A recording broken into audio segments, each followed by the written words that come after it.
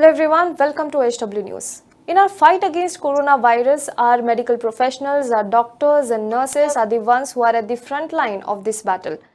Now, these doctors, medical professionals are risking their own lives to treat the coronavirus patients, to take care of them. But are our governments across the world are doing enough to protect our healthcare workers?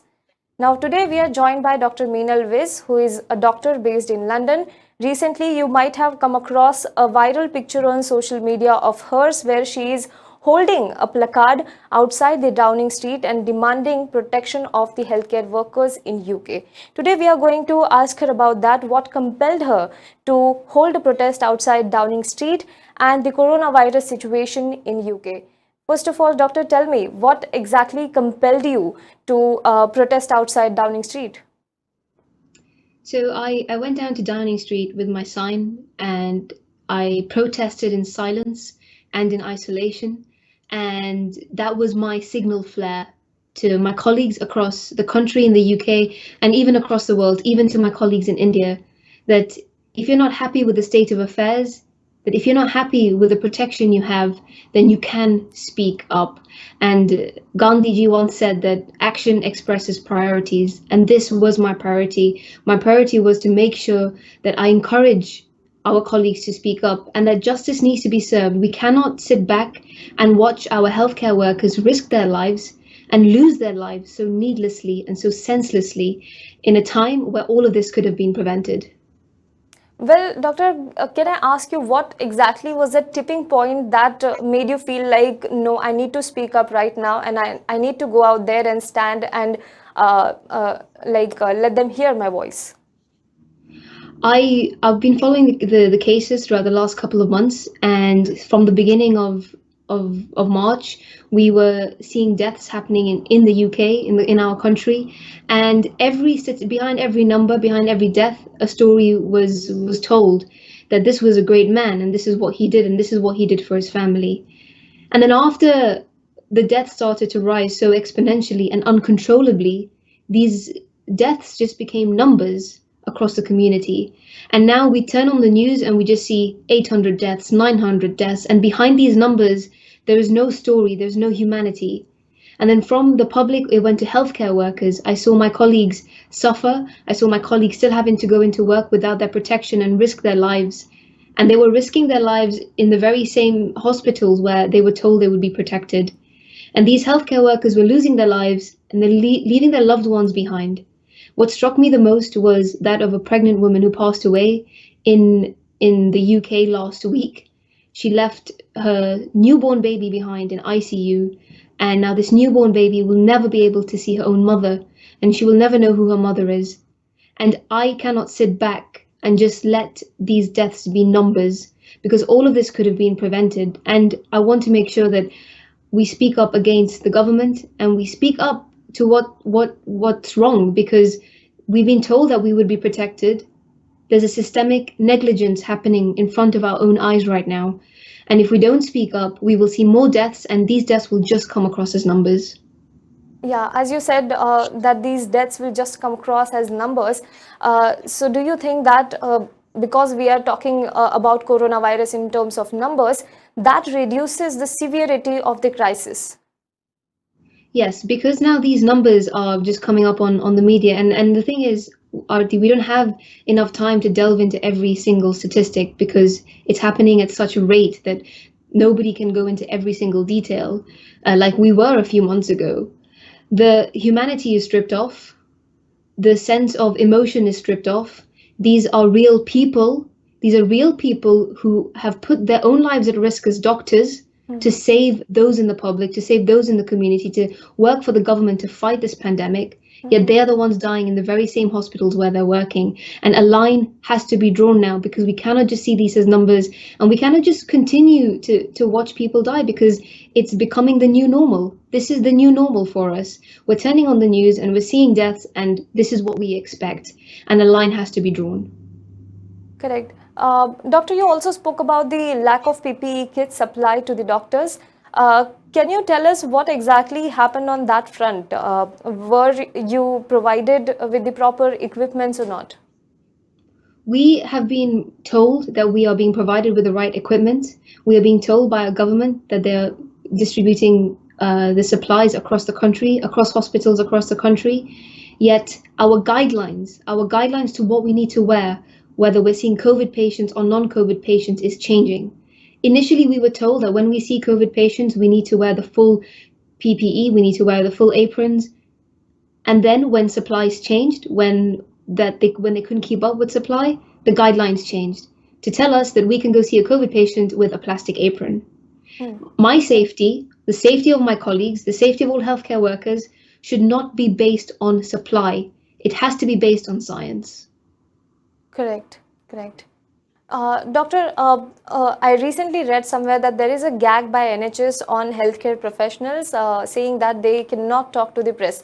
Do you think it's it's a trick to hide some information from people and obscuring some information from people? I mean, if they're telling us not to speak up, Arti, it's obviously because they're trying to hide something. If they were honest about how they're dealing with this pandemic, nobody would tell us to be silenced. And this was my plea on Sunday. I will not be silenced, and I will not allow my colleagues to be silenced.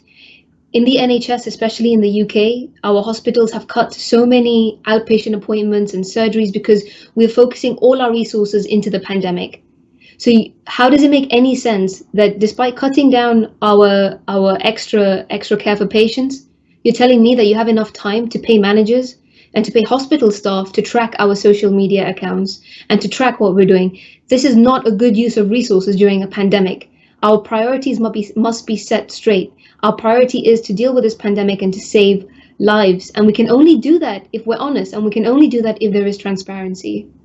Correct. If I could ask you, what is the situation of coronavirus cases in UK right now? Because I have read somewhere that 1,24,000 cases of coronavirus have been reported in UK, and more than 16,500 deaths have occurred in UK alone. So what is the situation if you have to describe the situation? Well, the situation is that of walking into the unknown, Arti. Every day we as doctors especially, and as nurses and healthcare workers, we don't know what we're going to walk into. We don't know what support we will have every day because things are changing so rapidly. Our biggest fear right now is that we are putting our lives at risk. And as doctors, it's in our blood, it's in our veins to fight for the lives of our patients. But if we're given the right equipment, Arti, we would run a marathon for our patients. We would do everything we can. But right now we are on our knees begging for protection, and we're only doing that because if the government helps us to be protected, I can help your mother, I can help your father, I can help anybody who comes to me. But I just need that support, and it's not a big ask. This is their job. The government has to do their job. Correct. Dr. Viz, if you could give us a peek into what is happening inside the hospitals in UK. Are there enough ICU beds? Are there enough ventilators? It's very difficult for me to precisely say, Arti. Our government has opened up big hospitals right now in the last few weeks, like the Nightingale in London. ITU beds will be a concern throughout this pandemic across the country. But our biggest fear right now, Arti, is that I will see my own colleague in an ITU bed. And when we get to that stage, that will be an unimaginable situation. True, definitely. Doctor, what would be your suggestions? Because I'm very sure, and we are also reporting it every day, that even doctors in India are, in some parts of India, are also asking for PPE kits, but they are not getting the proper quality standards of PPE kits from the government and from the authorities. Yeah. So what will be your message to governments across the globe? I spoke up on Sunday, and I didn't just speak up for myself. I spoke up for everybody else who is afraid to speak up.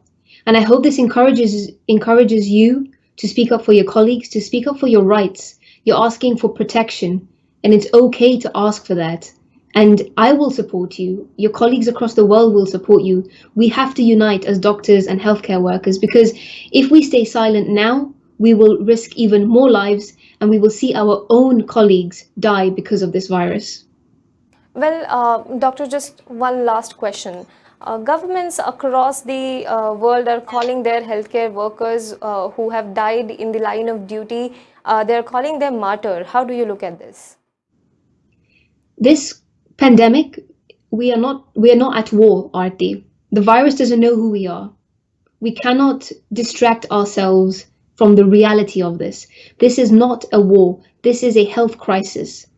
This is a crisis on a government level, and this is systemic negligence, especially in my country and in countries where they haven't protected their doctors.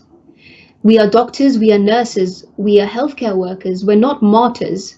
You cannot justify the death of a healthcare worker or a doctor just by saying we are at war.